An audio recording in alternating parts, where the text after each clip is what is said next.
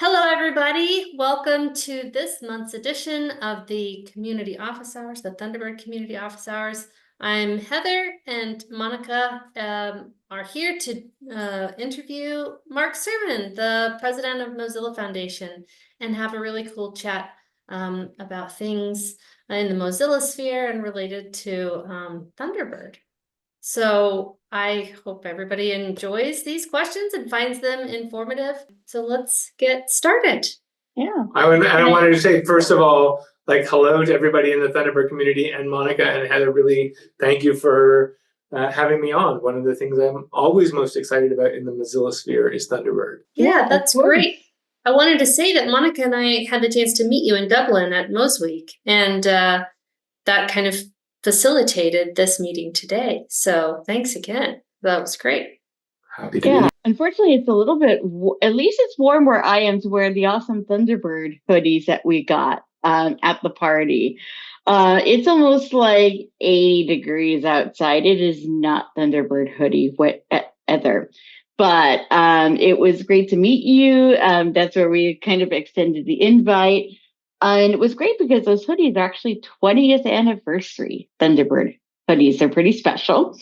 Our actual birthday is December 7th, and that is the anniversary of Thunderbird 1.0. And we've got this long history, and we've had so many people who love to come up to say, we've been using Thunderbird since before it was Thunderbird. I just wanted to ask you, with 20 plus years of history with Mozilla, kind of what's been your experience of kind of the Thunderbird story and how it fits with Mozilla history kind of in the broader scheme of things? Wow. Well, there's so much to say in terms of, that story.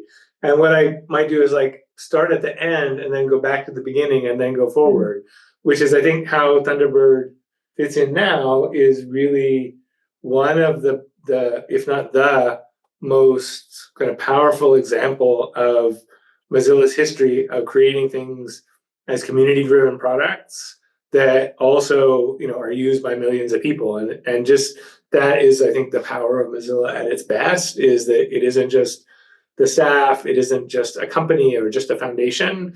It's a community making something that is useful to a huge numbers of people, and then some of those people become the community and improve it. And I think Thunderbird is very alive and well with that spirit. And so if I kind of go back 25 years, and I've only been in Mozilla a little bit over 15 years, but I always was aware of Mozilla, a fan of Mozilla, a user of Mozilla, and certainly, was a user of the early Mozilla suite.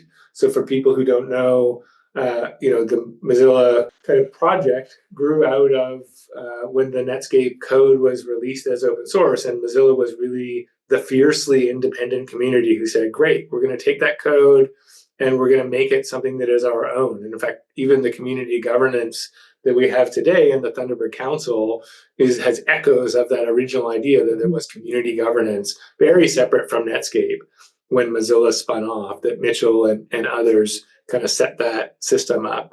So then, you had at that beginning the seed of community making stuff, community making decisions, creating stuff for huge numbers of people. Although in that first 5 years, it wasn't that huge a number of people, because either people were still using the old Netscape stuff or people were using Internet Explorer. So I remember in the late 90s being a fan of the Mozilla project, a nerd myself, working in a kind of another nonprofit web company. Actually, at the time, I was working on a nonprofit set of web companies making content management system software that was open source at the time. And this was this kind of rallying cry for all of us. And as things moved on from 1998, this rallying cry of community-controlled open source web software, email software, Firefox really emerges. And that's interesting. 20th anniversary of Thunderbird is in 2004, December 2004. So that makes sense. Is, around 2003, the foundation is formed, And the kind of seed project that becomes Firefox, what was called Phoenix at the time, rising from the ashes of the Mozilla Suite or Netscape, was to create a simple, focused browser, not just this big suite that had email and news groups and web authoring and a web browser, but a simple, fast web browser.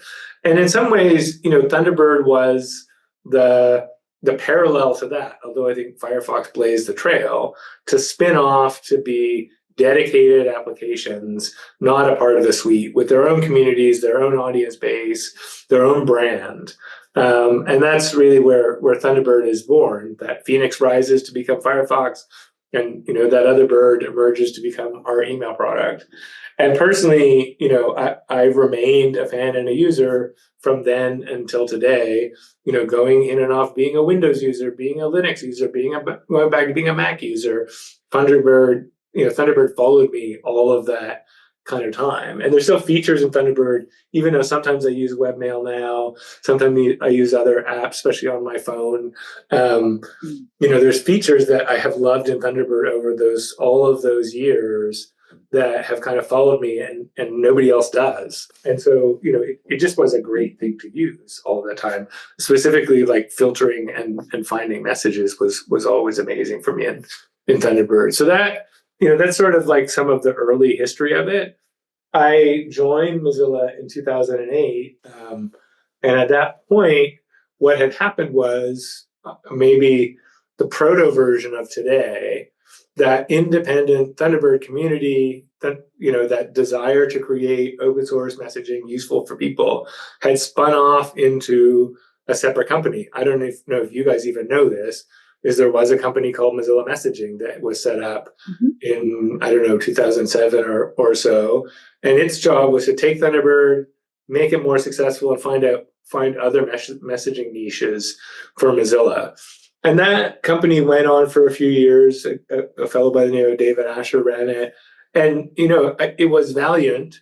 And I think worked well with the community sometimes, fought with the community other times. And it was a valiant effort to kind of figure out how do we find a new commercial path for Thunderbird and a new open source path for Thunderbird that really is its own identity as an organization. In the end, that didn't work. That group didn't find their path, and that was folded back into Mozilla Corporation that makes Firefox. And there really was, it would be unfair and wrong to the community to say there was a kind of like a winter.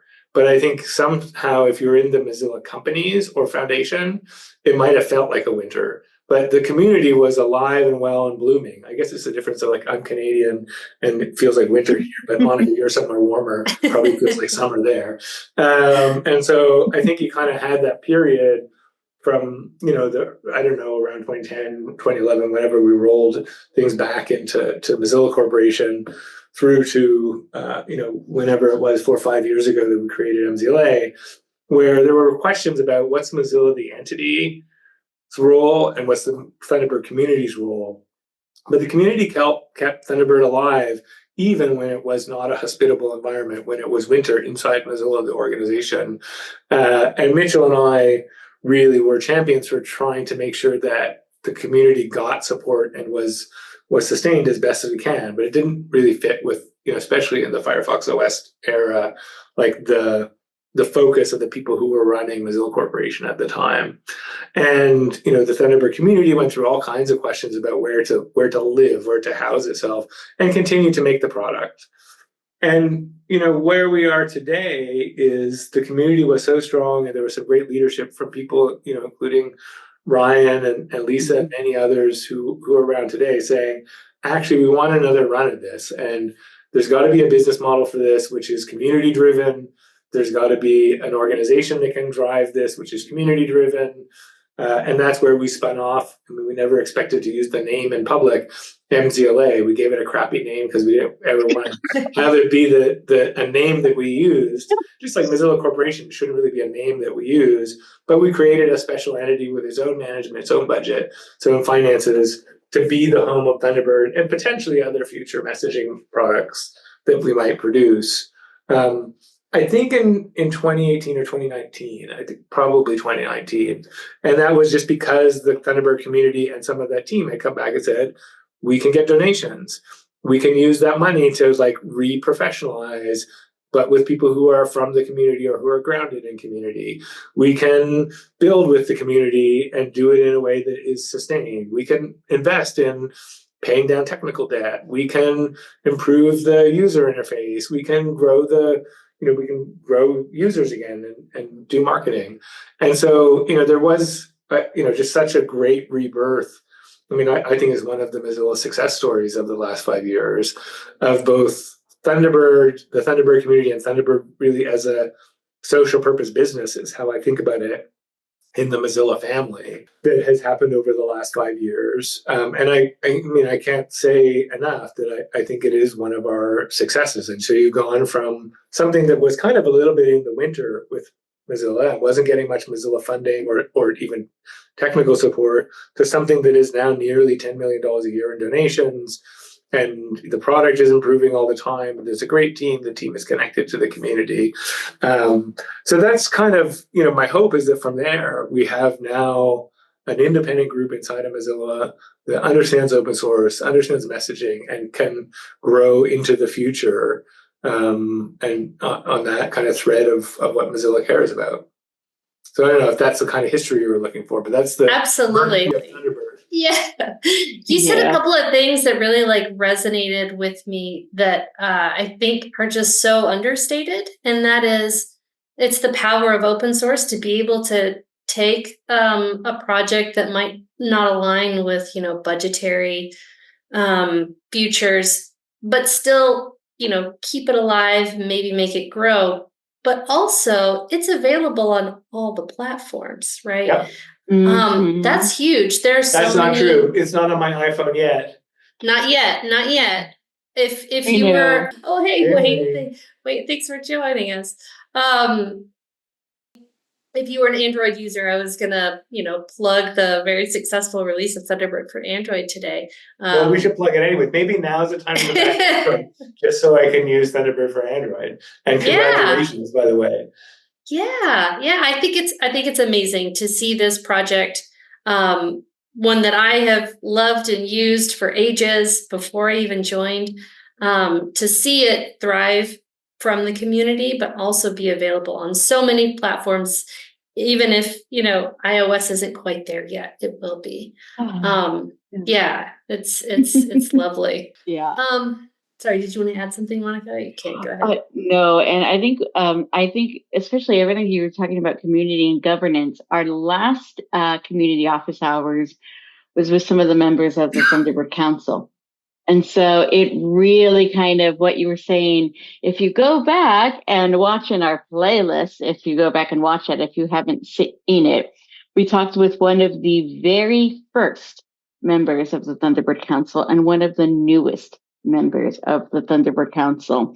And so having it where you can work in partnership with your community, where they can be where you can have the council as kind of the voice of that community. And you're always going to have decisions that there's going to be people who don't like something that you do.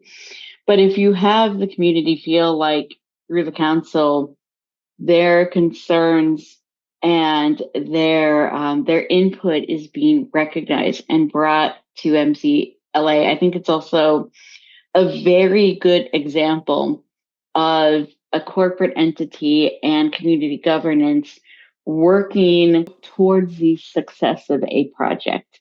And I know that's something in Ryan, whenever he's given these talks, he's kind of brought out that this is one of the, if there's lessons to be learned from our story, having solid community governance is one of those pillars. And it's a tricky thing that Mozilla has always aspired towards and struggled with, and I think will always be in that tension, right? And different parts of Mozilla are in different spots on the spectrum of it right now, which is what's community driven, where is their community driven, where is their community governance, what's organization driven, what is kind of more traditional management and structure. And having worked in organizations that are purely one or the other, the hybrid is both really powerful when you can get right, and I think you have it in a really good balance in MZLA and in the Thunderbird project right now. And also just like super tricky to get right. I mean, it's simpler to work with people who have all just like worked in a company and it works like any other company they've ever worked in, or work in a community project even, and like all they've ever done is community projects, or they know like how a community project runs.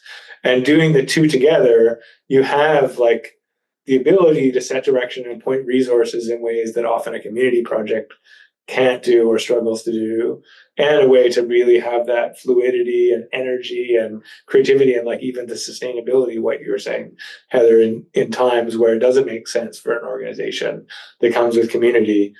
And bringing them together, you get both of those things. But it's such a tricky thing, and just so impressive that the Thunderbird team and community have been able to kind of keep that balance together, on good days and bad days over the last years. Yeah, for sure. And Wayne is one of our leaders of community, I would say, as you've been around for a long time and really helped the community get involved, stay engaged. And Well, and I think you were around, Wayne. I'm pretty sure we met in some of those. What I was talking about, the era where from inside of Mozilla Corporation and even the foundation, there was a bit of a Thunderbird winter, but in the community was still really vibrant. And where we were looking at like where we were going to house Thunderbird and looked at different options for outside and whatever. So we talked a little bit about that. You've seen a lot of different eras. Yes, maybe 4 or 5. Yeah, winter was a good way to describe that season. And but in the background there was always support within Mozilla in various areas. We always enjoyed a lot of the resources, the build and release, crash reporting, a great many areas. And so that helped us weather that winter. And then, when we did get the Thunderbird Council finally formed, which also was through your help and through Mozilla's help in the area of 2013, 2014. We came out very strong. Yeah, no, I mean, it's really been impressive to see the resilience and the inventiveness, and to think about it as 4 or 5 eras. I think that's right. I think that's great. One piece of the history that I didn't know that Mozilla Messaging was its own company that was kind of spun off. So I imagine that by spinning that off and then kind of reabsorbing it, and then later spinning off MZLA Thunderbird, you probably have learned a lot there. And so my question is kind of, since Thunderbird is a separate, entity within the Mozilla ecosystem, and you'd kind of already done that before, what did you learn about, kind of the first round of spinning off Mozilla Messaging to apply to Thunderbird that maybe helps make us successful? And what have you learned about, I guess, spinning off Thunderbird and seeing it grow into its own life? The kind of MZLA recent spinoff also led us to or emboldened us to set up these other new companies we've set up, Mozilla AI and Mozilla Ventures, and so I mean a couple of things, and these are my learnings or my points of view. One is when if at first you don't succeed, try again.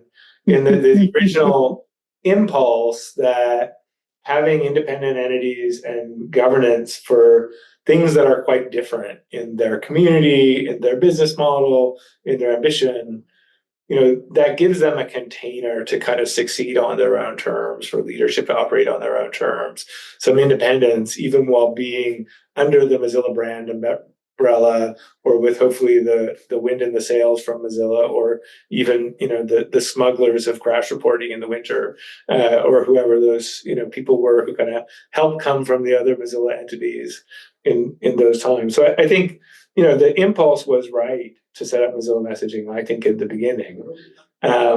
Maybe we didn't kind of give it enough independence, and we were still kind of working through some of that in terms of how we think about these entities. And maybe we just needed more patience or needed a second try. I think the other thing is for Thunderbird, the fact that you had the formation of the council and a kind of a more formal community governance in between the two eras of the separate entities meant as you went in to kind of reform MZL, you had a grounding in community governance. And I think the council has driven the senior MZLA team nuts at points, and the senior MZLA team and the board have driven the council nuts at points. And like that's actually a healthy relationship in that I think there's a balance of interests in the mix that wasn't there in the same way in the Mozilla messaging era. And that's right for Thunderbird and the personality of Thunderbird. And then, the third thing is have a business model and maybe multiple business models that are appropriate to what it is that you're trying to build. And so nobody tried in the Mozilla messaging era, as far as I knew, to do tipping or donations. And maybe it's because like we'd gotten good at that in the foundation in the intervening time. Like we hadn't started to do that in the foundation either, back when Mozilla messaging was around. And so, for a popular 15, 20 million user open source project, that is an appropriate business model, is to have users contribute donations. And I think we're now working on other appropriate business models, like in terms of services that would be tied back to Thunderbird and Thunderbird Pro and those kind of things. So I think we actually got a little bit more modest and realistic and kind of fit for purpose in the business strategy, or at least the financial strategy for Thunderbird in the second era. And that was a kind of learning from the past. Those would be the three things I'd pick up. Nice. Yeah, I think that makes a lot of sense, to kind of inspire and give the confidence to spin off other projects as well. I think that plays nicely into Monica's next question too. It does, because one of the new kind of areas that Mozilla has really kind of moved into, and this is kind of a very kind of ongoing conversation, and there have been some recent blog posts about this, is Mozilla moving into AI and being a part of the future. And so that, the majority of people who have been very avid users of Firefox and the Thunderbird, to be part of the AI space, and for Mozilla to really have kind of to be a leading voice in terms of ethics. Can you talk about, give us more kind of info about some of these efforts, and kind of what is your overall vision for what role that Mozilla can take with AI? So, I mean, it's really grounded for me anyways in the core idea that in the Mozilla Manifesto, we talk about an internet being open and accessible to all. And then as we added to the Mozilla Manifesto, we also talked about it being inclusive. And so, ultimately for me, the Mozilla Manifesto is about how we build a world of digital technology that is good for people, and that people have agency and control and safety and security in. And so if you think about the Mozilla Manifesto broadly like that, and then you think about sort of where Mozilla has been effective through Firefox, through Thunderbird, it's been building technology that millions, tens, hundreds of millions of people use that have that purpose, right? It's not the purpose with which most commercial software is built. And that's a key part of Mozilla's influence. Like we often, I talk about what's the best version of Firefox ever created. And the two answers are either Internet Explorer 7 or Chrome. And the reason being that, the impact of Firefox isn't Firefox. I mean, it is a great product. It was always a great product, protecting people's privacy, just great to use. But the biggest impact is it brought web standards back to the fore. Right, the fact you had JavaScript in Internet Explorer 7, that you had Ajax, the Ajax revolution, people building interactive stuff on the web, was that Firefox was the vehicle for the rebirth of open standards on the web. And so the influence is like the Mozilla Manifesto instantiated in some technology that then shapes how the whole universe of technology works. That's I think, one of the best ways Mozilla can have impact. And, Thunderbird still is a huge, like, pillar for communication standards. And even it's playing with new communication standards, like, when you guys play with things like Matrix and so on. And so, if we want to have that kind of influence today, sounds like I'm not getting to AI, but this is where it comes in. That's If we okay. want to have that kind of influence today, we have to look at what technologies matter today, and we need to influence how they work. Because AI or machine learning or data or however you want to talk about it are the raw material with which people make digital experiences today, in the same way that C++ or JavaScript and the rest of the web stack, or whatever you want to kind of look at, were the raw material of how you made digital experiences 20 years ago, and still today as well. So if we want to shape how the digital world works out for people, which is also basically how the real world works out for people, so that it's inclusive, so that it's secure, so that it's private, all of those things, we have to play in the technology that people are using today to build things. We can't just be about only the technology that was being used to build things when Mozilla was founded. And so this has been my argument of why Mozilla has to get its own point of view on AI clear over the last 5 years, and then start building in the AI space in some ways that are influential, or backing other people who are building ways that are influential to have the values of AI be more ethical, responsible, trustworthy, which includes private, open source, all of those kind of things. So that, to me, is the motivation for Mozilla focusing on AI. Is we have to do today for AI what we did for the web or what we did for email 20 years ago, if we're going to fulfill our mission. And so what does that mean? I think a lot of different people across Mozilla are exploring different versions of what that could mean. And I don't think a centralized answer is the right one, maybe ever, certainly now. I mean, what it means in its variants is people trying stuff out that is using AI or implementing AI in ways that, or doing policy work on AI that reflect the values in the manifesto, and seeing what catches and seeing what impact it has, and seeing where we can be influential. So, in Thunderbird, I think one of the things that likely means is playing with local AI, which is sort of by its nature more oriented towards being private, keeping the data that you're using for inference, like let's say your inbox, locally on your machine, and not sharing that data back out. So that's advancing like a private or privacy respecting version of AI, which is aligned with the manifesto. And in something like Firefox, it could be that you have Firefox translations. I don't know, is Thunderbird implementing the translations stuff from Firefox at all? Do we know? We do have translations, but I'm not sure if it's the same. If it's the same stuff, it must be the same. Right.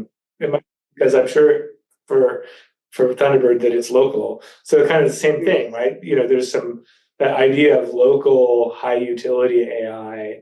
It is one piece to really play with and to optimize for that. That's what Apple is advertising they're doing with Apple Intelligence. I think Mozilla can also be a leader in that space.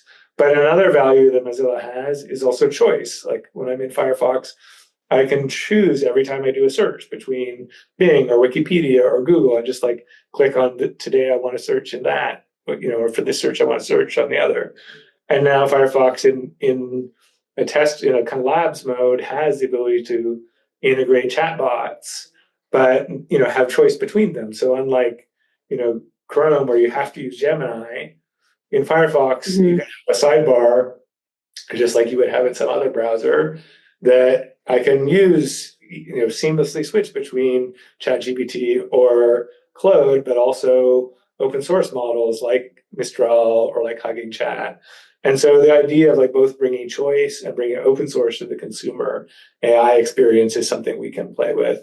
And then, the one of the kind of third and most nascent bets in terms of where we go with AI is Mozilla AI. That we're kind of in the middle of. We've planted a few seeds. We're actually now in the middle of looking for a new CEO to run that, and it has the mandate that we're just sort of still in 0 to 1 mode of figuring out where could Mozilla play a role in accelerating the adoption of open source AI, as opposed to all of the cloud-based closed models like Claude, or Gemini, or ChatGPT. And the idea there is that sort of much like companies like Red Hat or Canonical came and made Linux more popular by building Linux distributions, there may be a role for Mozilla in making open source AI more popular by making it more easy for developers to use. And that's sort of the thesis behind Mozilla AI. And so hopefully that'll work out.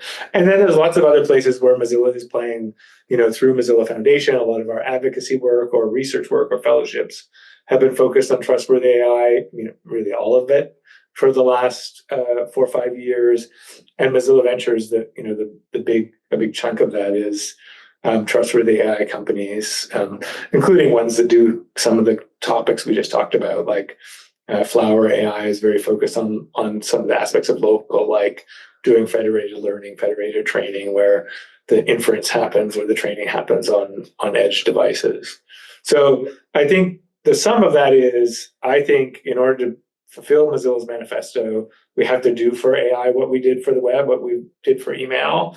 And that means finding the spots where we can inculcate our values, our way of working into AI experiences, AI technology that are going to be, popular with the public, popular with developers, and then that will spread out from there. I think that's great, because I think giving choice to the user is already just baked into the philosophy of Mozilla, but it also has this double bonus that it promotes these more trustworthy AI platforms so that people can get, familiar with them and get more brand recognition there so that they can gain momentum. And that altogether just kind of really leads to like ethical leadership that Mozilla can provide in the AI space. And I apologize that Fingers my cat crossed. is very Oh, I love the cat. No qualms. You know me, I adore your cat. So yeah. What's the cat's name? This is Eve. Yeah. Hi. She heard me talking and decided she wanted to be part of the call as well. If I wasn't Yes. here in the Mozilla Toronto office, which is where I am, I would have my dog on the phone at home. Yes, well, we are very pet friendly. But Yeah. no, and Wayne is sorry he had to drop off. He had a meeting to go to. But kind of you're talking about that reminds us of a really great dinner that Wayne and one of the Mozilla support people put together in Dublin. And one of the best things about Moz Week was getting to collaborate in real time and real space with our counterparts from across the company. And Wayne would know his name, dang it. But one of the things, because Thunderbird and Firefox are both on Mozilla support, one of our big community things is encouraging people and trying to get people to write kind of more KB articles, more knowledge-based articles, because our community members are just troves of knowledge. It's incredible. And one of the things that that kind of Wayne, that one of Wayne's counterparts in Firefox world was doing was taking one of these local models, training it on up-to-date kind of sumo articles, and to use this to help new contributors make articles of the era. And so kind of one of the things is like, I know that kind of supporting our products is a very big focus, both of our teams and both those of us who are thinking of community outreach. So it's been great to see kind of productivity tools like that that can go and make something that could be a little tedious, that maybe could be a hurdle for someone saying, I want to write this article about this feature in Firefox or Thunderbird, but I maybe don't know how to get started. And then kind of maybe give them these tools based on this kind of generative technology, that we can kind of really hone on our individual kind of knowledge bases. And we had a really great chat. It was a very good dinner, but it was just exciting to have. And I think we've seen that happening kind of across Mozilla. It's not just in like these small groups. It's all like people are sharing kind of what they're doing with these models, whether it's kind of on small or large scales. And I think that that's been really helpful too. And then I I mean, think using, it's sorry, just also go ahead. like being creative and curious about what this technology can do, for what Mozilla builds exactly in that way, Monica, and then starting to build a mindset or lexicon or knowledge or whatever it is on what are the more responsible, trustworthy, what are the more responsible or trustworthy ways to use this stuff. So like being playful with it, but then also how do you do it in a private way? How do you do it in an open source way? How do you do it in a way that considers some questions about truth and bias and all those kind of things? Yeah. And I was just going to say, and how do we use like ethical or responsible AI to bring all of the things together? So to bring the support to the users maybe a little bit easier. I know at Scale we had a user recommend or ask about like having the Sumo articles integrated into Thunderbird.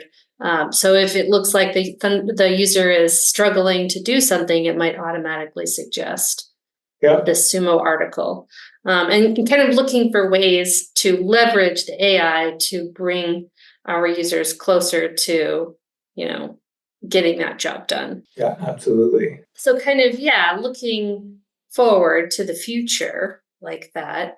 You used to be the executive director of Mozilla Foundation, and now you're the president, El Presidente.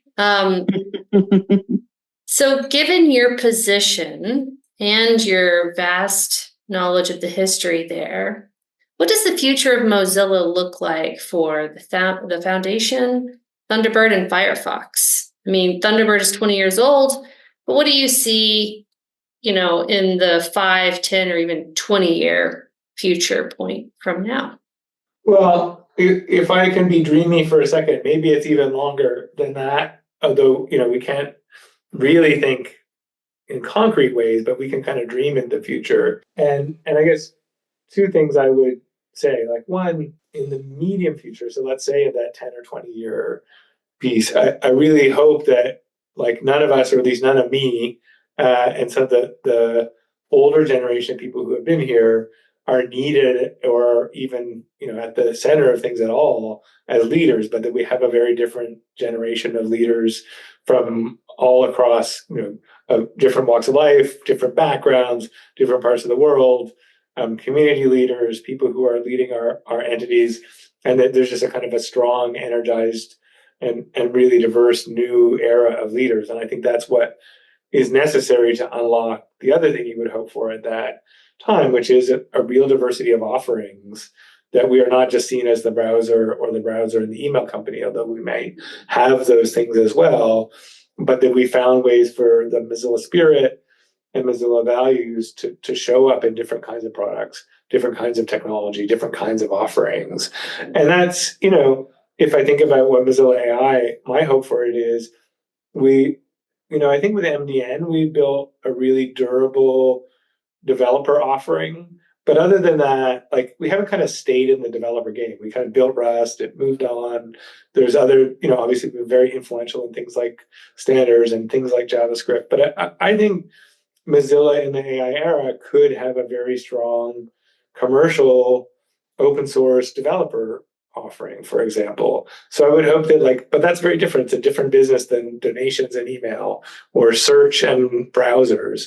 So I also think you would, have new areas of products, new areas of technology with also new business models and new audiences, or historical audiences engaged in different ways, and just be like this, I guess, pinnacle of what people could hope for as a responsible tech company or responsible tech organization that builds mainstream stuff that everybody wants to use, or at least that like big tens, hundreds of millions of people want to use. So I think we become reborn, we become re-phoenixed again over the next 10 years. And there are new things that are offerings that provide value to people, are driven by community and also generate money to sustain and grow the work over time. So that's my hope in that time frame.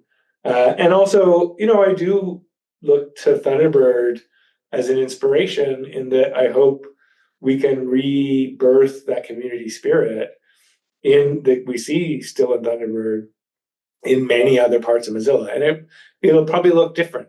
Open source communities of 20 years ago are not the only ways, and I think even Thunderbird is not the same way as things were when Mozilla started out. But I do think that community spirit growing again, being really at the core of who Mozilla is, that over the next 20 years, as we build into new areas with new products, new technologies, that is there.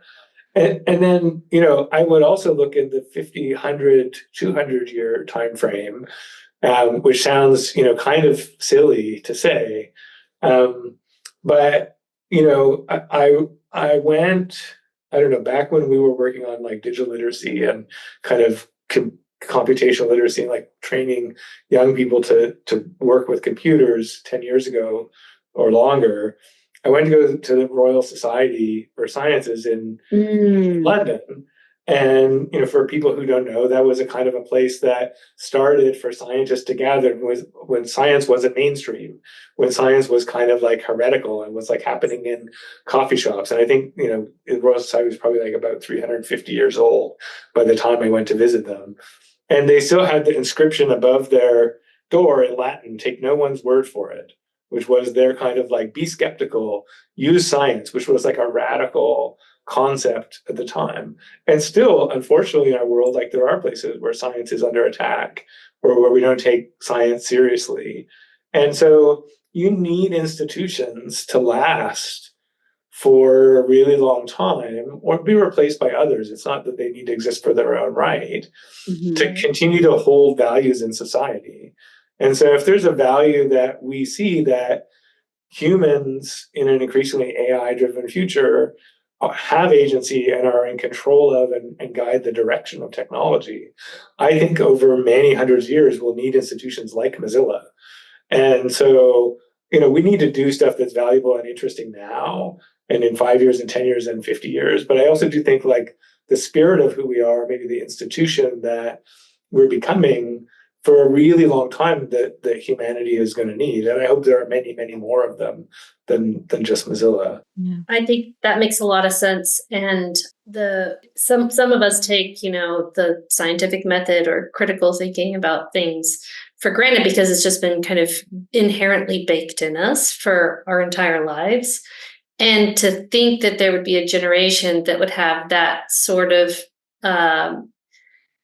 default response to AI or data privacy or the many things that Mozilla stands for. I think that's a very exciting and positive look for humanity. Yeah, we can hope for it. I mean, because it's not taken for granted today that things should be open, that things should be in our control, that there should be choice. And so I think if we continue to show that those things can be helpful to humanity and viable and sustainable, we may be able to really bake them into the fabric of how society works. Yeah, and just keeping that humanity centered and also kind of that expanded idea of humanity too. And I think that's really key, and that's something that I've really since I've been here, that's something I've really seen, and that's something that's been extremely positive. Especially that example of of those organizations like the Royals, like the Royal Society, really great. And yet when they started, there would be so many people who they would say, you don't get to practice science. You're not capable of this. Yeah, this is crazy. This is wrong. This is whatever, right? Yeah. And so just kind of being that open and realizing that having the more viewpoints and voices we have, the stronger that makes us. Yeah. And so rather than kind of these overarching narratives that we're getting from the types of organizations and companies who would like to be in control and wouldn't like much pushback from the people who they want to just use their products. Yeah. Yeah. But No, rather having, yeah. And so I like kind of this ethos of, no, we want you to build with us and make with us. And I think that's just, to me, I hope more people embrace that spirit. me too. That's what I'm here for. I'm glad you guys are here for that too. Yeah. Yeah, to embrace and show that transparency is really beneficial, to show that it is like kind of a product for humans, or a set of product for humans, but are contributed by humans, right? Yeah. Not just some walled garden and trust us. All those things. Yeah. I would like to, we're kind of nearing the end of our time, so I wanted to ask a little bit more of a funsy question. So you've been a Thunderbird No, I'm fun. user. I'm very serious. You've been a Thunderbird user for a while now. What would you say is your favorite feature, or something that you use heavily within Thunderbird? Well, maybe I'll do like a favorite feature, a sustained bug report that Ryan has heard me make many times is getting better. But I'll give you the thing that still sadly like is sometimes gets me switching to webmail or other things, and then my dream for the future. And so certainly like the feature that I still, because it's so simple, that love so much in Thunderbird is message filtering inside of a folder. So that if I can put a string and it's right there, I mean, all of these things sound so simple, and I think you take for granted in some Thunderbird. But there's a search box and I can put a string, and it's not going and doing some big database query and searching my whole huge IMAP file or whatever. It's just saying, let me sort in this folder based on this tiny string. It's so fast. It works so perfectly. It gives me such visibility into what I'm doing. And it's so much better than search in this like bazillion-dollar company of Google and Gmail. Like it's just paradigmatically different and still from another time, but where in kind of a way that like craftsman like building of things by hand is like better than modern manufacturing at certain things. And this sounds kind of silly and romantic, but I think like just that message filtering is kind of like that. Like search is overkill and doesn't get me the results I want when I kind of know what I'm zooming for in a particular spot. So I love that in Thunderbird. And there's lots of other things, but that, just always is a go-to. And then, I'm a dark mode user on a Mac at this point in my life. And it just doesn't always work perfectly. And one of the things that artifacts of that is I often don't see where the formatting is getting crappy.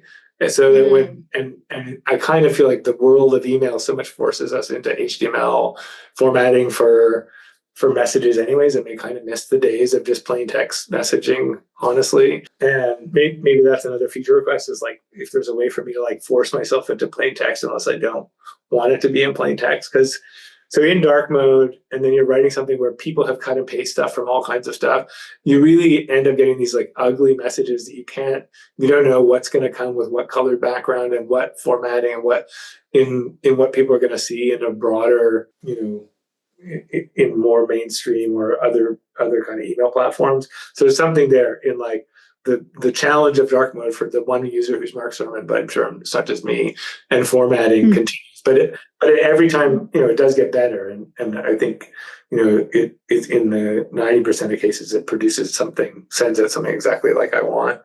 And I can read things exactly like I want.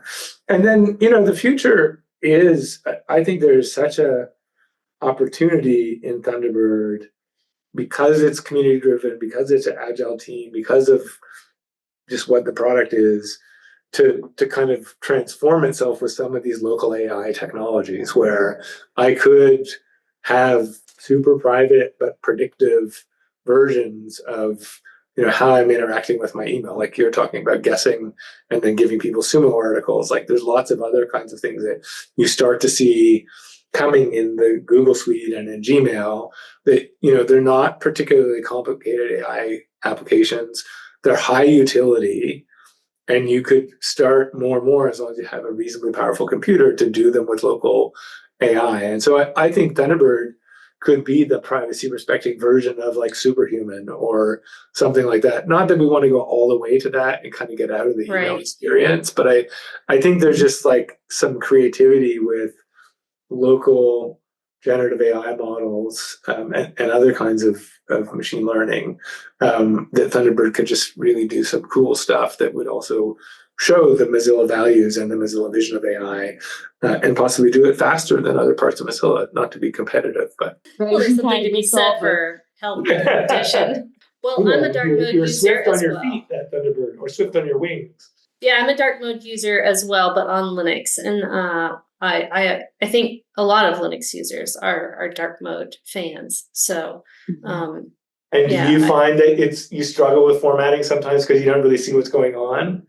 Or is that? Don't, but that could be a Linux thing. It also could be just me not noticing. One thing I've learned since coming to Thunderbird, even though I've been a user for a long time, is there's a lot of features that I didn't use. Yeah. And I think there's a certain amount, maybe it's inherent because I'm a Linux user, a certain amount of just like ignoring things or just not seeing them because, I'm hell-bent on using Linux as long as I can. So yeah, it very well could be there. You're right. Maybe it's time for me to go back to, I have been at various points Linux and Android user, so maybe in my loyalty to Thunderbird, I need to go back to both at least part of the time. Whenever you feel footloose and fancy free to go try Linux again, and be sure to try out Thunderbird on Linux. I always have. Yeah. And then I think regarding like implementing, AI within our application, maybe we don't want to go full superhuman, but I think the tricky and exciting bit is finding those pieces of kind of low-hanging fruit that are not too difficult to implement, that are still privacy respecting, that provide a lot of value. And I think that we're always still looking for those, especially as we really are, the whole internet is really entering this AI space, whether we want to or not. So it's best to not try and, put our head in the sand and ignore it, but rather to see how we can provide this in a meaningful way. And one of the reasons I think Thunderbird can go fast with that, in exactly what you're saying, Heather, goes back to my first example of filtering, is it's actually probably some of the simplest stuff that can be the most useful stuff, and doesn't require the fanciest technology. And I think that kind of simplicity and utility and not requiring the fancy thing is in the spirit of the Thunderbird community. And so it's just like, lean into that in this new tech. And I think the right things will follow. Yeah, for sure. Well, we're pretty much out of time, and we know you have another thing to run to. So do you have any final asks of the community, of everybody watching this? My only ask is to just keep on doing it and keep on building Thunderbird, keep on making it awesome. Consider new horizons, whether that's AI and Thunderbird or branching out into other areas. I mean, it just, you are such a powerful force and such an important part of Mozilla as the Thunderbird community. So thank you, and just keep on being curious and playful and inventive. Awesome. Well, thanks a lot, Mark, for your time today and your illuminating answers. I think everybody will find this enjoyable and thoughtful. So well, thank you guys for doing it and for being a part of such a great team. Yeah. All right. Bye. Thanks.